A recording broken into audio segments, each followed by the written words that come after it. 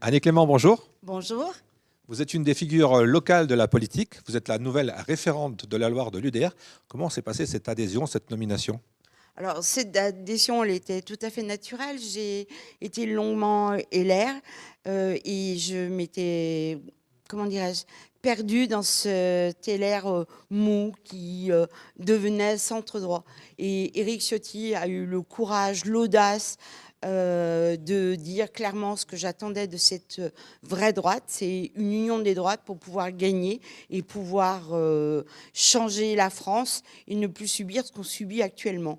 Ma nomination s'est faite sur un choix. On était 3 candidats et ma candidature a été retenue. J'en suis ravie et je vais apporter tout mon dynamisme pour fédérer d'abord les gens pour une union des droites. Ça, c'est très important dans mon raisonnement et aider l'UDR à devenir un parti très important. À savoir qu'à l'heure d'aujourd'hui, en 8 mois, on a réalisé l'exploit d'être 20 000 adhérents au niveau national.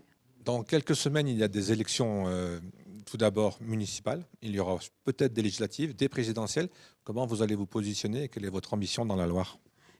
Notre ambition avec nos alliés du Rassemblement national, c'est d'avoir le maximum de candidatures, que ce soit sur les municipales ou les législatives. Nous avons commencé à travailler et nous avons déjà commencé à investir certains candidats, en tout cas de proposer à nos instances parisiennes communes des candidatures. Et même, on commence aussi à travailler avec les référents départementaux de reconquête et d'initiative et liberté. Annie Clément, aujourd'hui, c'est l'inauguration officielle de l'UDR Loire, avec la présence d'un député qui vient, c'est Vincent Trébuchet. Quel est son rôle? Il est là pour mettre la lumière sur votre nouvelle section? Oui, tout à fait. Et puis, sa proximité avec la Loire a fait qu'il était très intéressé pour venir nous soutenir. Et il était ravi qu'enfin une fédération se monte sur la Loire. Merci beaucoup, Annie Clément, et puis bonne réunion. Merci à vous, en tout cas, de vous être déplacé et d'avoir de l'intérêt pour notre lancement de campagne. Merci. Monsieur le député, bonjour, bienvenue à Saint-Étienne. Bonjour. Alors vous êtes un député de l'Ardèche, donc on est voisin finalement, on est dans la Loire. Quelle est l'ambition aujourd'hui de créer une fédération dans la Loire de l'UDR? Quelles sont les ambitions et quelle est l'envie, quel est le développement prévu?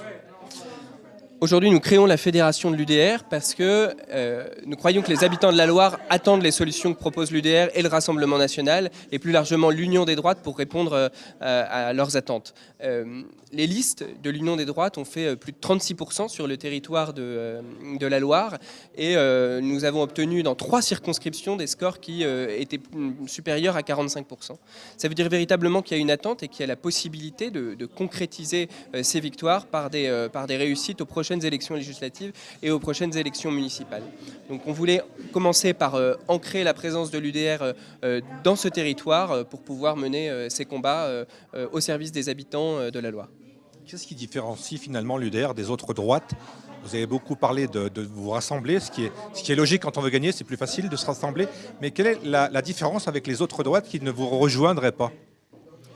Je crois que ce qui fait la spécificité de l'UDR, c'est l'acte de courage d'Éric Ciotti, qui a choisi, au lendemain des élections européennes qui avaient manifesté une volonté claire de changement du peuple français, cet acte de courage qui a permis de rompre un soi-disant cordon sanitaire qu'avait installé la gauche et l'extrême gauche sur l'électorat de droite. Et il a permis à ce grand électorat de droite de se réunir sur les convictions qu'il a en commun, qui sont la sécurité, le pouvoir d'achat, la lutte contre l'immigration, la liberté économique, la liberté d'entreprendre. Et dans cette grande union des droites, la spécificité de l'UDR, c'est de créer des ponts. Et puis, c'est aussi d'incarner un discours de solidité économique pour venir créer un programme qui, demain, puisse permettre de redresser la France qu'Emmanuel Macron nous a laissé avec 3 300 milliards de dettes.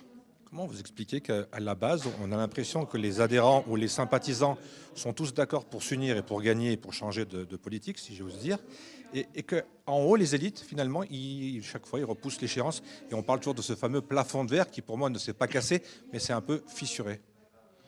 Je crois que le diktat moral de l'extrême gauche est très prégnant en France et qu'il contraint un certain nombre de soi-disant élites à ne pas assumer leurs convictions. Je prends l'exemple de ma circonscription où 52 maires sur 92 avaient soutenu, peut-être par réflexe un peu partisan, le candidat Les Républicains, qui n'a fait en fait que 15% aux législatives, alors que 35% des voix au premier tour, dès le premier tour, s'étaient portées sur ma candidature qui voulait faire l'union des droites. Donc je crois que ce que vous dites est assez vrai, c'est-à-dire qu'au fond, c'est toujours le problème de la politique, c'est qu'un certain nombre de personnes, et je pense que c'est aujourd'hui le problème des Républicains, n'est plus à l'écoute du peuple. Voilà. Et que ce que souhaite le Rassemblement national et ce que souhaite l'UDR, c'est le gouvernement par le peuple et pour le peuple, et dans l'intérêt du peuple. Et donc c'est vraiment ça ce qu'on essaye de remettre à l'ordre du jour. Et je crois qu'aujourd'hui, on a des responsables politiques au Rassemblement national et à l'UDR qui sont ancrés dans leur territoire. Moi, je suis issu de l'Ardèche, je suis un élu de l'Ardèche. Les gens qui s'engagent aujourd'hui à l'UDR sont de la Loire et ils travailleront pour la Loire. Et ce contact vraiment intime qu'on a avec les préoccupations du peuple, je crois que c'est ce qui fait le ressort de notre victoire aujourd'hui. Ça veut dire effectivement que tous ces gens qui ont des bannières différentes, qui vont s'associer autour de vous ou autour du Rassemblement national, est-ce que finalement ils ont les mêmes idées ou alors on arrondit un peu les angles pour avoir un programme commun? Mais vous savez, même un parti, c'est un lieu où on fait des compromis, parce qu'on a chacun notre histoire, on a chacun un parcours qui peut expliquer des convictions différentes, et pourtant on choisit de s'unir. Nous, au sein de l'UDR, on choisit de porter des idées fortes sur les questions de sécurité, sur les questions d'immigration, sur les questions de liberté d'entreprendre, de liberté économique, de débureaucratisation de l'État français qui étouffe la capacité d'entreprendre. Ben, c'est des convictions qu'on partage. Et ensuite, on se met autour de la table avec nos alliés du Rassemblement national pour trouver un programme commun sur les sujets d'immigration, de sécurité économique, sur lesquels les Français attendent des réponses concrètes. Donc oui, chacun, bien sûr, fait des compromis et s'unit finalement pour répondre aux préoccupations qui sont celles du peuple, d'une majorité du peuple, et qui aujourd'hui, à travers toutes les enquêtes d'opinion, montrent clairement quelles sont ces préoccupations les plus importantes. Dernière question avant de vous libérer. Si vous gagnez des mairies, quelle sera la première mesure concrète que vous voulez mettre en place et où on verra effectivement un changement ou alors une orientation différente? Je crois qu'il y a plusieurs sujets et qui sont finalement ceux qu'on porte aussi au niveau national.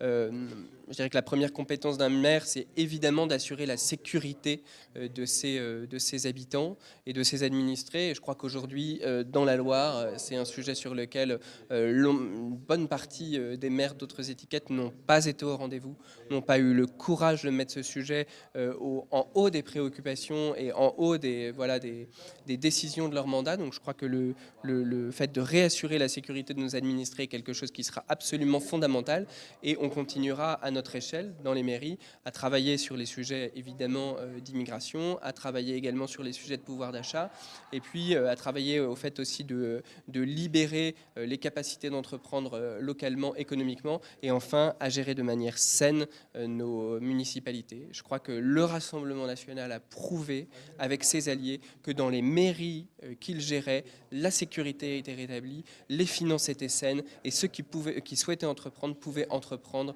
avec énergie et avec espoir de réussite. Donc si j'ai bien compris, et ce que j'ai entendu au cours de cette réunion d'inauguration, on a peut-être des chances dans quelques semaines de voir Éric Ciotti à Saint-Étienne.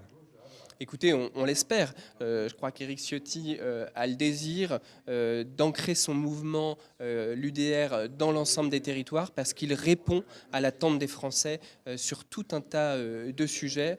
Et donc, très probablement, et je l'espère prochainement, nous pourrons l'accueillir à Saint-Étienne pour qu'il vienne à la rencontre des Stéphanois, des habitants de la Loire, lancer ce grand mouvement de reconquête nationale dans ce très beau département. Petite question subsidiaire, avec votre expérience aujourd'hui, quand on veut faire changer les choses, bouger les choses, il vaut mieux être député ou être maire d'une commune?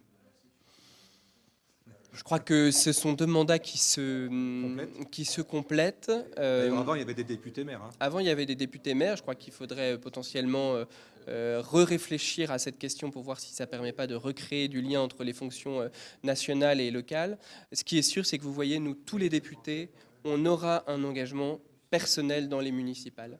soit en tête de liste, soit en deuxième de liste. Mais on a véritablement le souhait, toutes ces mesures qu'on prend au niveau national, de pouvoir montrer quelles sont la solution aux problèmes que rencontrent les Français, et donc dans des mandats exécutifs locaux, de pouvoir les mettre en œuvre pour ce qui est du ressort du maire.